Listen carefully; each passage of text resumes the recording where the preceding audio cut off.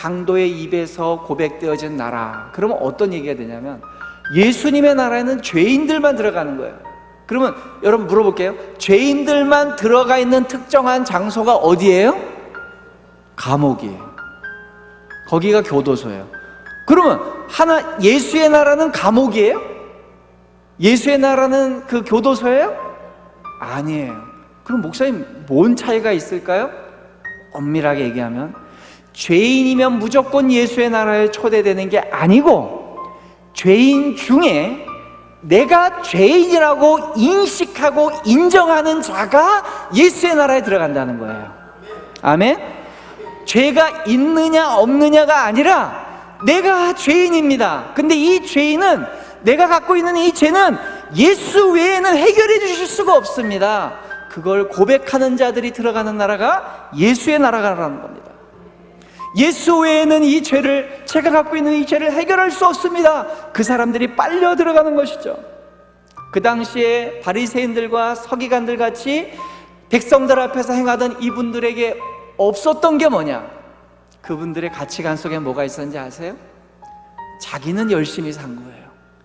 자기는 이 유대 공동체 앞에서 최선을 다해서 누구보다도 열심히 헌신적으로 살았어요. 그래서 내가 문제가 있다고 생각하지 않는 사람들이에요. 오히려 유태 공동체가 지금 신지살이하고 남의 권력 밑에서 살고 있고 우리가 이렇게 피폐한 이유는 나 때문이 아니라 너 때문이라는 거예요. 나 때문이 아니라 수준 낮은 너희들 때문에 그렇게 된다는 거예요. 그걸 지적질하고 잘못됐다고 비판하는 그 사람들이었어요. 그 사람들은 주님이 어떻게 하셨습니까? 초대조차 안 했어요. 나는 문제 없는데 남에게 문제 있습니다. 그렇게 고백하는 사람들, 예수님의 나라에 초대장이 안 갑니다. 왜요? 논리적으로 보세요. 내가 문제가 없잖아요. 그럼 예수가 왜 필요해요? 내가 문제가 없는데. 저 사람은 문제가 있어요. 그럼 어디가 필요해? 예수님은 저쪽에 필요한 거예요.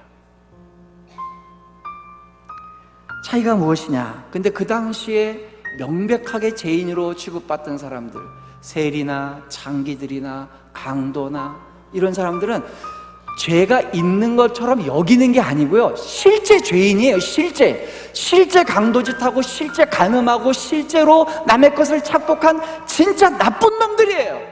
근데 그들 중에, 그 많은 나쁜 놈들 중에 나는 진짜 죄인입니다, 이 공동체가 이렇게 된 건 나 때문입니다 라고 고백하는 그 사람에게 주님이 초대장을 보내주신다는 거예요. 예수의 나라는 너 같은 사람의 것이다. 죄가 없다고 자부하는 사람이 아니라 죄가 있다고 고백하는 사람이에요. 그래서요, 예수의 나라에서는 남이 잘하고 못한 거, 옳고 그른 거 따지는 사람 하나도 무섭지가 않아요. 그런 사람은 예수의 나라에 아무 의미가 없어요. 예수의 나라는 어떤 사람이 의미가 있는지 아세요? 날마다 주님, 이 공동체의 짐이, 이 공동체의 문제가, 아니 우리 가정의 문제가, 우리 교회의 문제가, 이 나라의 문제가 정치인 때문이 아니라 올바르게 못 살고 있는 저 때문입니다. 저의 죄 때문에 이렇게 되고 있습니다 라고 고백하는 사람들, 주님은 그들에게 초점을 맞추고 있다는 것이죠. 그들은 죄인임을 자각하기 때문에 남이 어떻게 하느냐에는 쳐다볼 겨를이 없어요. 다른 사람이 어떻게 하느냐, 이렇게 하는 게 거기에 겨를이 없다는 거예요. 핵심은 뭐냐? 죄를 자각하고 인식하느냐, 인식하지 않느냐의 문제예요. 자각하는 거예요. 자각. 내가 지금 어떤 사람인가, 예수 그리스도가 아니면 기회조차 잡을 수 없는 사람이라는 걸 인정하고 가야 된다는 것이죠. 예수님께서 우리에게 회개할 기회조차 안 줬다면 우리는 회개할 기회조차 없는 것이에요. 그러므로 내 문제가 아니라 항상 내가 하나님 앞에서 내가 바로 서야 된다는 가치관을 가진 사람들이, 그 사람이 무서운 사람이에요. 오히려 그 사람이 이 공동체를 살리는 사람이에요.